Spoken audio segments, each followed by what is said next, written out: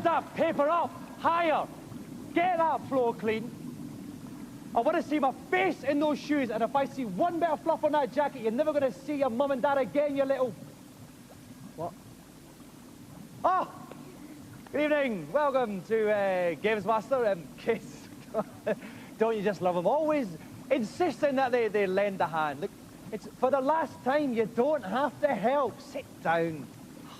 Bless him. Coming up on today's show, we've got the grand final of our footy tournament. But first, we're going to see these lovable rapscallions in action in an event we call 4 Ninja Kids.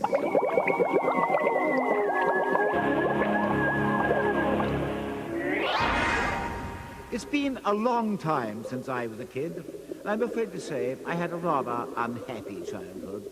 But things have changed since then, and kids these days have plenty of one-on-one beat-em-up action to relieve their infant anxiety.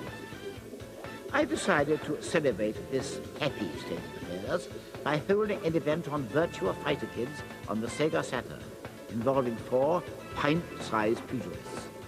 Let the kiddie combat commence. And so here are the 4 urchins that whose company we have the pleasure of today. We have Michael, Alex, Jim Bob and Christopher. Michael, first of all now, you're a very kind, a very generous soul. You once helped out your auntie's pony, didn't you? What was the score with the pony? Well, it didn't, well, it was very ill, and after a while it had to be put down because it wouldn't last it much longer anyway. Right. So you helped it? Yeah. And then it died? Yeah. It happens, but it was a good attempt, a valiant attempt. Michael, right, Alex, let's go to you. Man United fan, your favourite player is? Karl Poborski. Why do you like Karl Poborski? Because he's fast. Right. Good hair? Do you like his hair? Not really. No, it's a bit long, a bit lank, a bit greasy. Okay, Jim Bob, now you like the Power Rangers? Who's your favourite Power Ranger? White Ranger. Why? Because he's cool. Because he's cool. Right, why is he cool? It's just one of those indefinable things, coolness, isn't it? And finally, Christopher, it's funny, you reckon you're the coolest person in the world, don't you? Yeah, because I'm good and especially good at racing ones. Right. You're the coolest because you're good at games? Yeah. It's funny because there was an article in the Face magazine saying the same thing about you there. Okay, we're going to have 2 semi-finals followed by a final, and Jim Bob and Christopher are going to be first up while we have a bums-on-seat type situation. Let's take a look at today's news.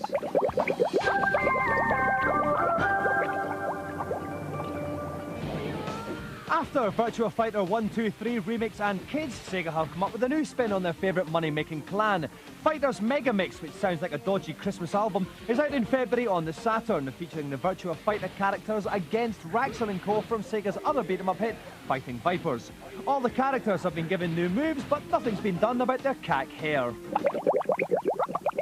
There were a lot of things in Star Wars that bothered me a great deal. That's why there's a CD-ROM out about the making of the new Star Wars Trilogy Special Edition films, out next March. Making Magic contains previews of the new scenes currently being inserted into the classic movies, like Han Solo meeting Jabba the Hutt, who still looks like a lump of poo. Ever wonder what it's like to be in a black car sliding down a slippery slope? Of course you have. Well, hordes of Japanese people are quite literally finding out thanks to the Ice Ride, the latest movie you can watch while being thrown around inside a motion simulator. It's invaluable help to those who like to do this kind of thing in real life.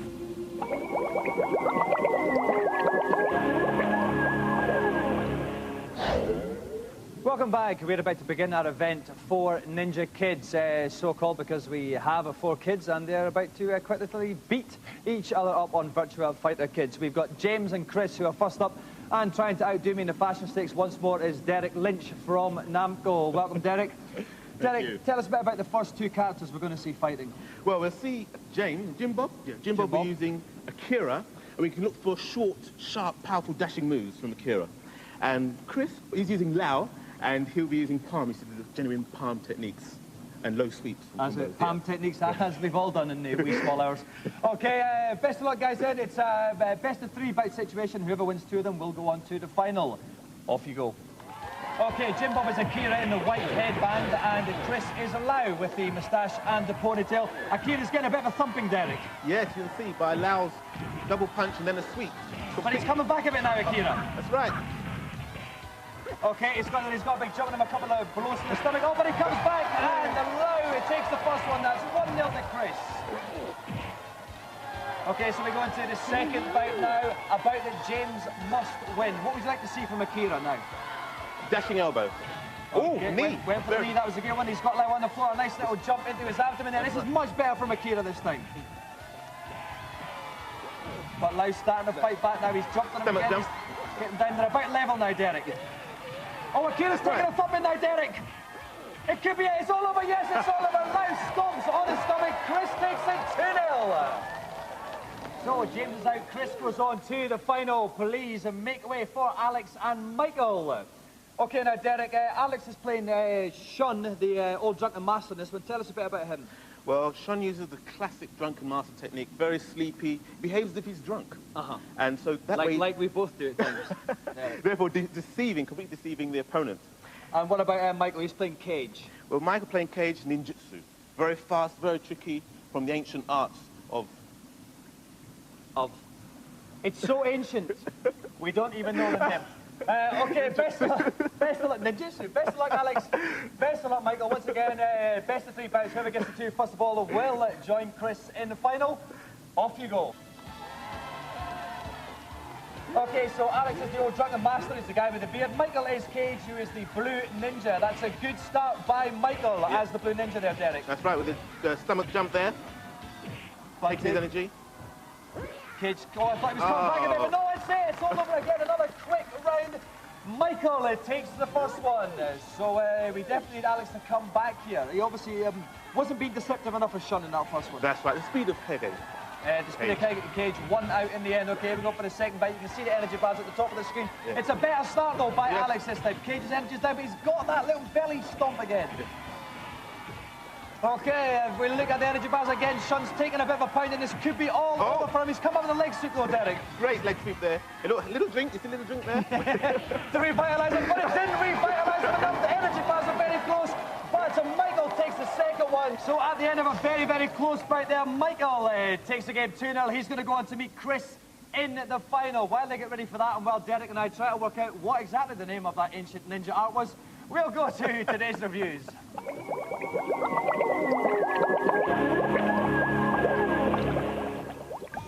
Like many celebrities who can't be named for legal reasons, these games are all out now. And as a curtain raiser for our footy final, it's FIFA 97. The presentation throughout is fantastic. The FMV sequence that starts the game is absolutely awesome. First, you've got John Motson, Andy Gray, and Des Lynam this time providing the commentary. Plus, David Ginola was motion captured. In my opinion, the indoor five-a-side mode is the only thing in FIFA 97 that's better than in the previous versions. The playability is worse. Ed's gone absolutely loony.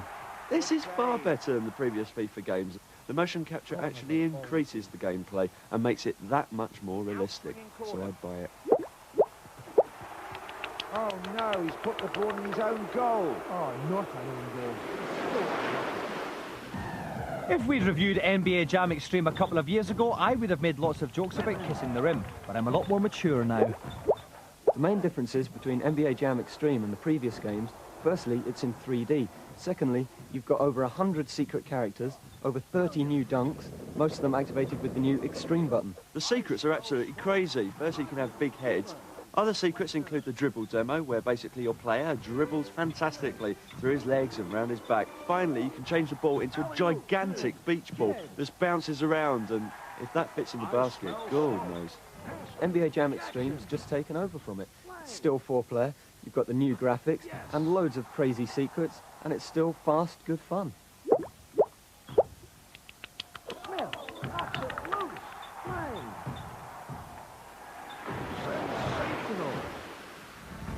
Virtua On was supposed to be a tribute to the classic BBC children's series Vision On, but the programmers couldn't spell.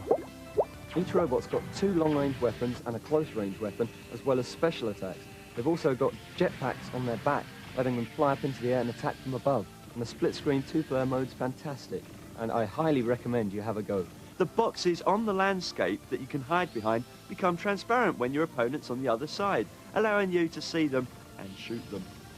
I'm not sure whether I like this game. I think I do, but I think it's in a case where it's beat 'em up, not beat 'em up, beat 'em up, not beat 'em up. Want more information on the games? Got a modem? Hey, check our webpage.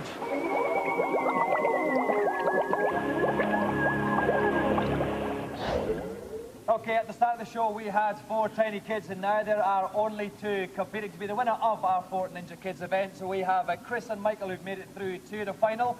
Best of luck, guys. It's once again the best of 3. Whoever wins 2 bouts will walk away with the golden joystick. Best of luck, guys. Off you go. Okay, so Chris once again is playing Lau, who's the guy with a moustache and a ponytail. Michael is Cage, is in the blue ninja pajamas. That's a nice little throwing move there from the ninja. That's right. That's one of his special techniques, his short, sharp throws. Okay, we look at the energy bars at the top. We can see it's quite even just now, but he could get a ring out there, Derek. Ring out. He has. He's kicked him out of the ring. That means it doesn't matter what his energy is like now. First bout, it goes to Chris. Okay, here we go for the second bout. Michael must win that. So what would we be looking for from the blue ninja here, Derek? We'd like to see more combos. Oh, a beautiful throw there. Oh, I love Oh, that. look Triple at that. throw. Top throw action there, followed by a kick in the neck. Very, very nice. Oh, and another one. Such a young man. He's got the throws again there, Derek. Are they difficult to pull off or are they quite Very alright? difficult. These guys are obviously very skilled. Okay, so we can see the energy bars. Lau's come back a bit, but his energy is diminishing. That's some nice short, sharp punches there. But Lau could get another ring out here, Derek. Oh no, he's managed to switch it. He's getting the throws in again, Derek. Oh! This could tie it up. Michael coming back brilliantly, but no, then Lau's back again. But the time runs out. If we look at the energy bars, Lau's is the weakest, which means Michael as Cage has tied it 1 apiece.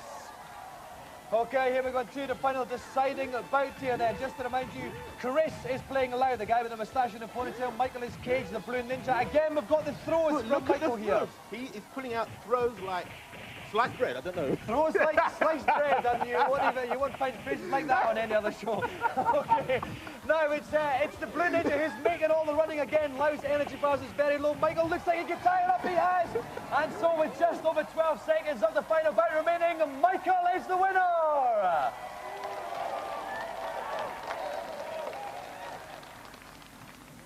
Okay, nice one there, Michael. Let's talk to the losers first of all. Starting with Chris, let's have a very brief excuse for losing from all of you. Well, we kept on doing too many rolling, I don't know how to do it. Okay, fine, let's move on. Jim Bob? Well, he keeps like doing too many punches and too many kicks and then keep too many throws and things. Right, and Alex, your excuse? He was totally drunk. Right, your guy, you were playing. Well, that's the best excuse, actually, and a lot of men, a lot older than you, have used that excuse for many things in life.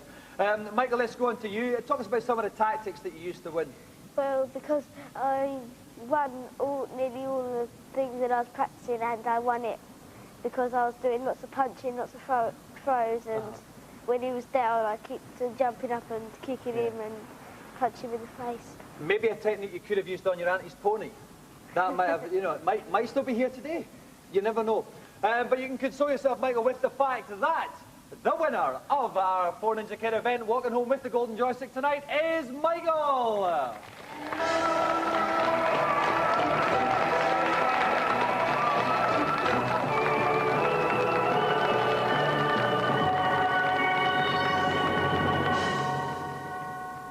Okay, while we sweep away the broken dreams of 3 poor prepubescents, we will head towards a commercial break. Coming up in part 2, our grand final of our footy tournament. Watch those ads.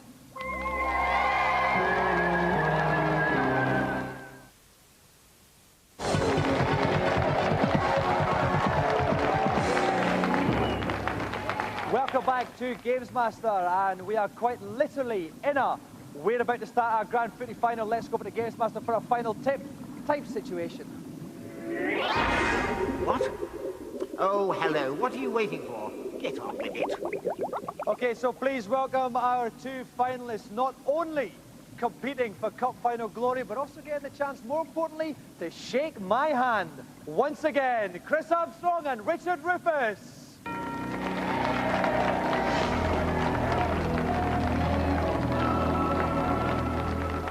Welcome back, Chris. Welcome back, Richard. Now, Chris, it was only last week that we saw you, a very tight game against our very own Rick Henderson, edged them out 1-0 with a beautiful lob. What kind of game are we going to see from you tonight? I think more of the same, a bit defensive, just keep it tight at the back and hopefully hit them on the break. You know, 1 goal, 1-0 will be enough. All right then, Richard. Now, in your game, it went to penalties against Michael Dubry. You edged them out there 4-3. Are you going to be playing for a draw and hoping to rely on your temperament under pressure again?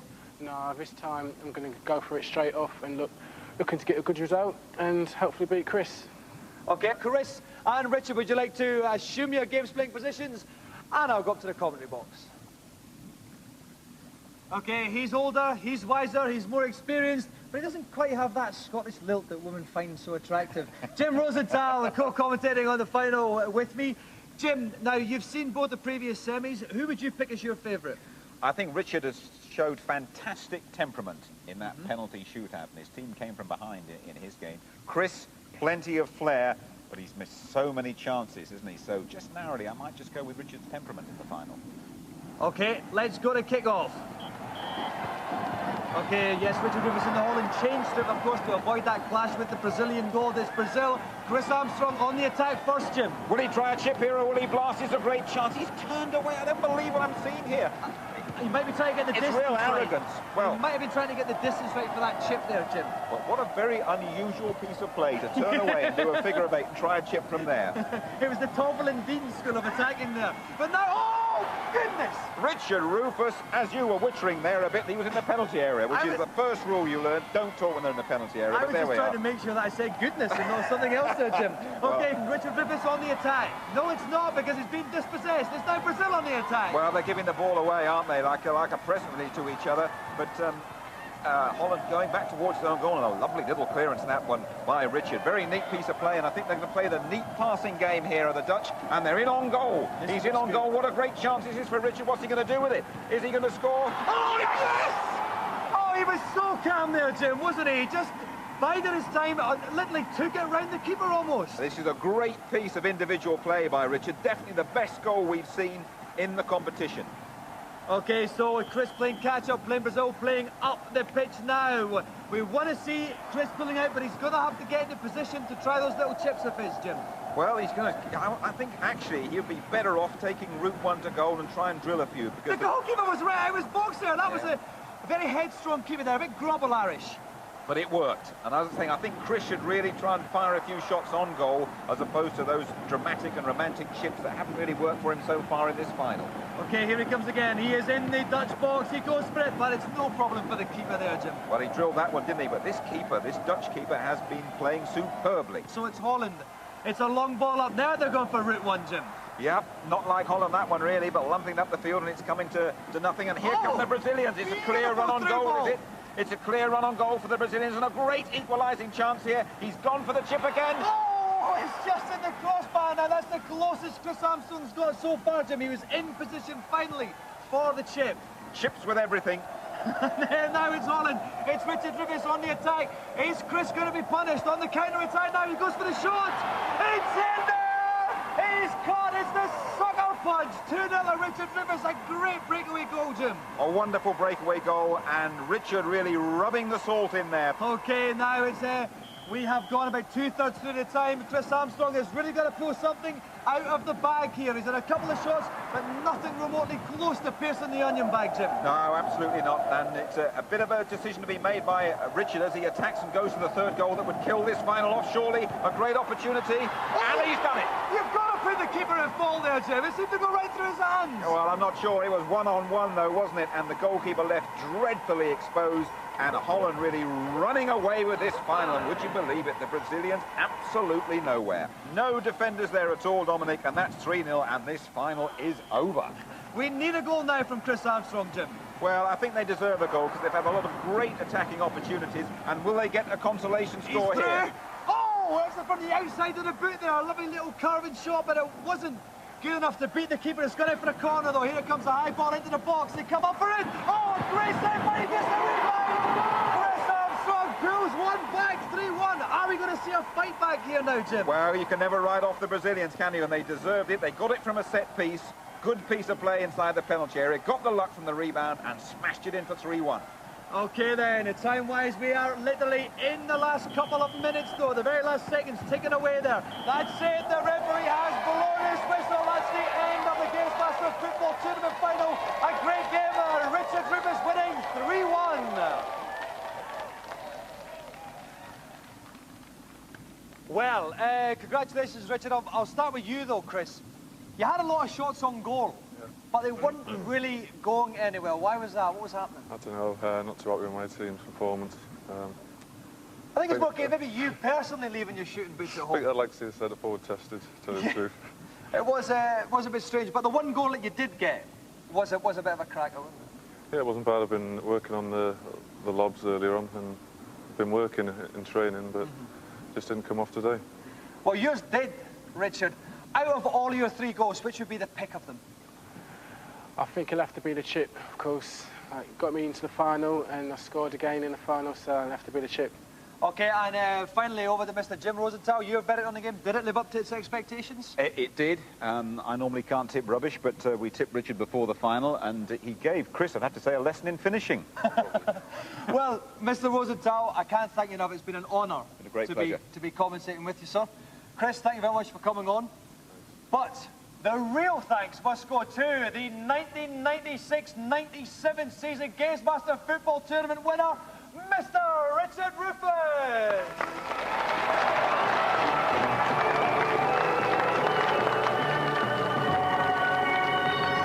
So, Chris Armstrong trundles off empty-handed, but Richard Rufus trundles back to Charlton.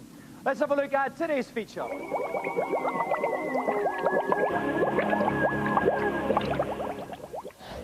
With hits like Ridge Racer and Tekken under their pants, Japanese software supremos Namco undoubtedly produced some of the best 32-bit games around. So when they sent us a large bribe to preview their latest PlayStation stuff, we said, oh, all right then. Rage Racer. No, not Rave Racer, which was Namco's follow-up to Ridge Racer, but Rage Racer. They obviously like the word. Out next February, it's an all-new driving game from the Flatbits, give me steep, steep hills School of Game Design. 13 cars to choose from, which you can even customise, but unfortunately the choice of 4 tracks doesn't really compete with F1 17.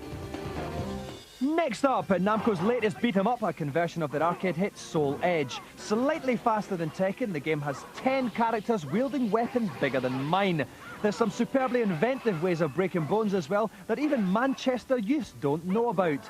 A new weapon select option allows players to tool up with 2 whoppers at once, while others will go for the more direct approach. Soul Edge is released next March. Last to be released, the long-awaited conversion of Namco's answer to Virtua Cop, Time Crisis. Only 50% complete, like myself, this preview version shows it's lost nothing in the translation. The good news is that all the original's 12 stages are in there, plus a completely new area. And if you were wondering, a second button on the gun that comes with the game replaces the arcade's pedal to provide the dodge function. Time Crisis is out next April and should be Junglist Massive. OK, that's it for another show. Next week sees our Christmas special. We haven't recorded it yet. It might be fantastic. It might be pants. The only way that you will find out is if you tune in. And while you're considering that, I will give you another question to toss over in your little minds. If video games make small children violent, why is it only grown men who go off to war? Good night.